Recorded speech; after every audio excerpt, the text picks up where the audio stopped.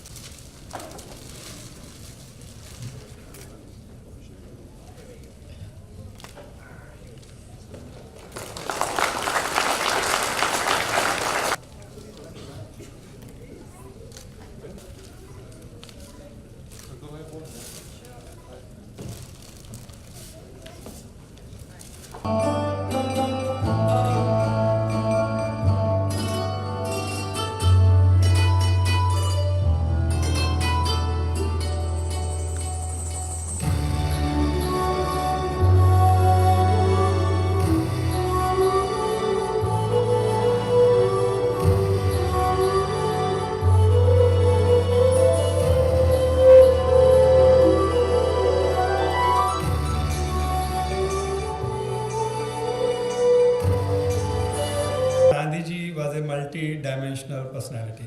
His principle, and even he died for it. The High Commissioner of India to Fiji, Your Excellency Mr. Biswas Sokal,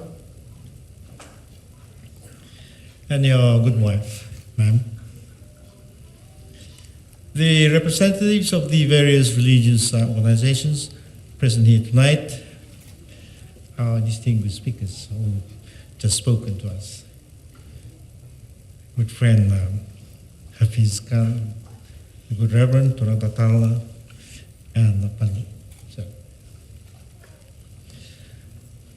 the Honorable Minister for Fisheries, Semi Korelo Sau, and a good wife, Marabrandini,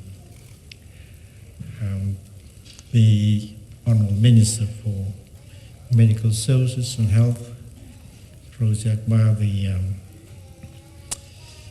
Honorable Vina Patnagar, the heads of missions, Your Excellencies, members of the Diplomatic Corps, our distinguished guests, ladies and gentlemen. Namaskar, Assalamu alaikum, and a very good evening to you all.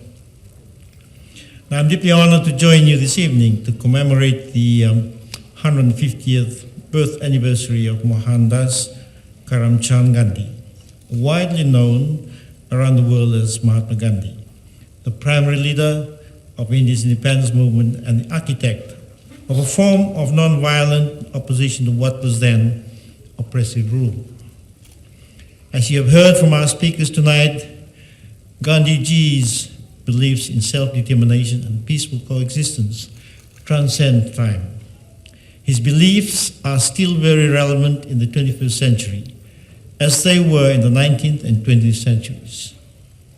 The life of Mohandas Karamchand Gandhi is a story of heroic effort to establish the values of truth and non-violence in humanity.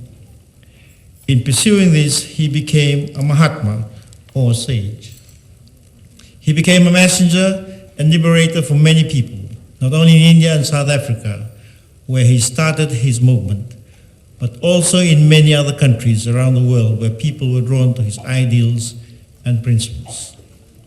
And Mahatma Gandhi's 5 pillars of nonviolence: respect, understanding, acceptance, appreciation, and compassion are absolutely vital to our existence.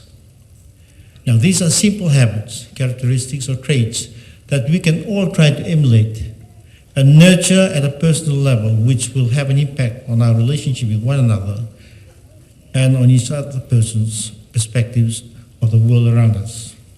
Now, Gandhiji's faith in the power of nonviolence can be reflected by this quote: "Nonviolence is the first article of my faith. It is also the last article of my creed," unquote. Appropriately, it is also the Mahatma's birthday that the United Nations observes the International Day of Nonviolence today.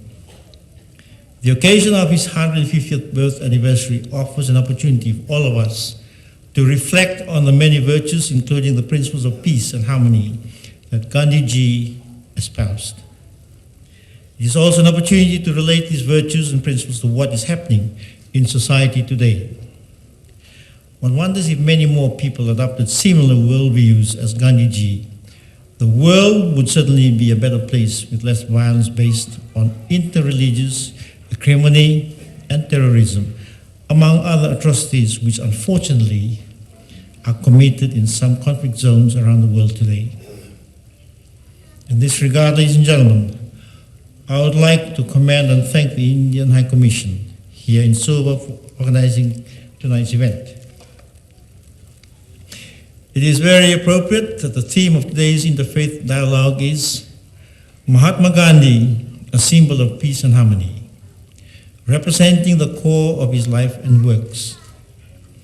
The discussion, which was led by Mr.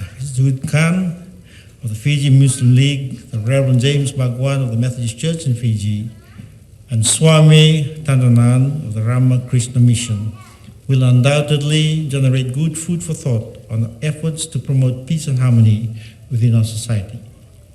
Gentlemen, thank you.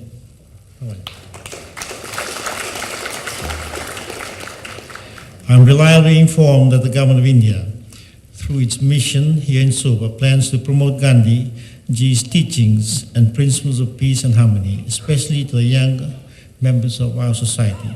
This is most welcome. Now, Gandhiji's eclectic perspective on religion and peace through interfaith dialogue and cooperation can be explained through his ideals on religious inclusivity or the Vedanta philosophy and religious diversity, or Anekatavanda, I hope I pronounced that right, which is the giant principle of relative pluralism. Essentially, he believed in the spiritual unity of humanity, a oneness in faith regardless of whether a person was a believer of Islam, Hinduism, or Christianity. And Gandhiji's interfaith talanoa can also be a means to further dialogue on issues that affect our beloved nation, Fiji. Issues such as climate change mitigation, which the Fijian government, through the Honorable Prime Minister, has been strongly promoting internationally and accosting the rise in non-communicable diseases. Now, these are issues that need strong commitment from everyone in society. They are issues that could be resolved if we were to apply the principles and virtues that Gandhiji believed in. I thank you, Your Excellency, High Commissioner, for inviting me to join you this evening. I would also like to acknowledge the increasingly strong ties that Fiji and the Republic of India have cultivated over the years. May the mutual interest in people-to-people relations and the transfer of knowledge and expertise between our countries continue to strengthen and expand. The Almighty God bless us all. Bahut dhanyavad, na value, and thank you.